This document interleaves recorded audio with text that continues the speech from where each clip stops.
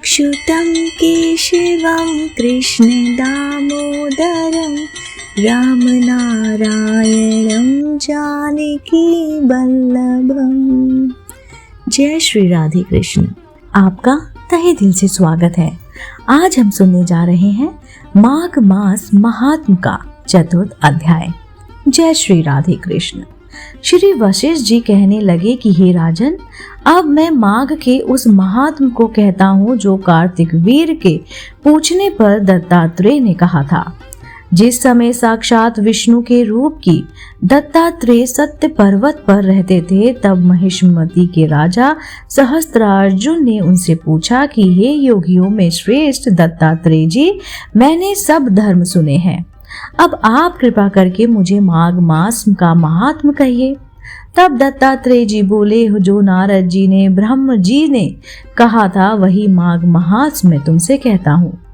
इस कर्म भूमि भारत में जन्म लेकर जिसने माघ स्नान नहीं किया, उनका जन्म निष्फल हो गया। भगवान की प्रसन्नता, पापों के नाश और स्वर्ग की प्राप्ति के लिए माघ स्नान अवश्य करना चाहिए। यदि ये पुष्ट व शुद्ध शरीर माघ स्नान के बिना रह जाए तो इसकी रक्षा करने से क्या लाभ है। जल में बुलबुले के समान, मक्खी जैसे तुच्छ जंतु के समान यह शरीर माघ स्नान के बिना मरण समान ही तो है।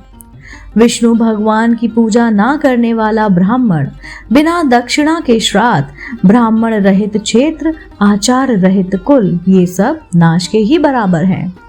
गर्भ से धर्म का, क्रोध से तप का, गुरुजनों की सेवा ना करने से स्त्री तथा ब्रह्मचारी, बिना जली अग्नि से हवन और बिना साक्षी के मुक्ति का नाश हो जाता है।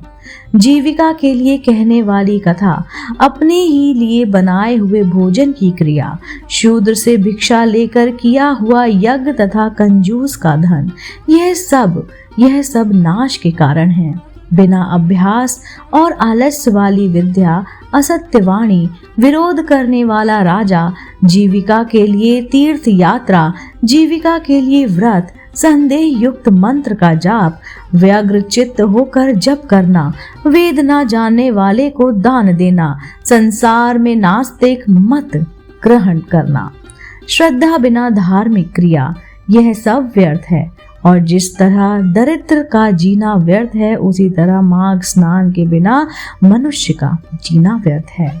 ब्रह्मघाती, सोना चुराने वाला, मंद्रा पीने वाला, गुरु पत्नी गामी और इन चारों की संगति करने वाला माघ स्नान से पवित्र होता है।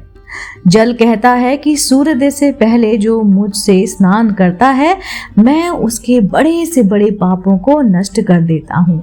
महापातक भी स्नान करने से भस्म हो जाता है।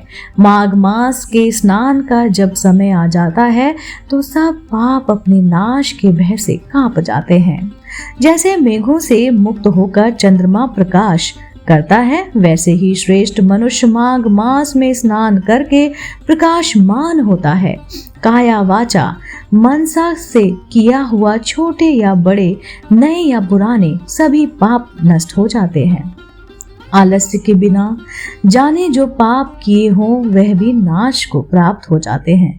जिस तरह जन्म जन्मांतर के अभ्यास से आध्यात्मिक ज्ञान की प्राप्ति होती है, उसी तरह जन्म जन्मांतर अभ्यास से ही माघ स्नान में मनुष्य की रुचि होती है। यही अपवित्रों को पवित्र करने वाला बड़ा तप और संसार रूपी कीचड़ को धोने वाली और धोने की पवित्र वस्तु है। हे राजन, जो मनवांछित फल देने वाला माघ मास नहीं करते हैं, वह सूर्य चंद्र के समान भोगों को कैसे भोग सकते हैं।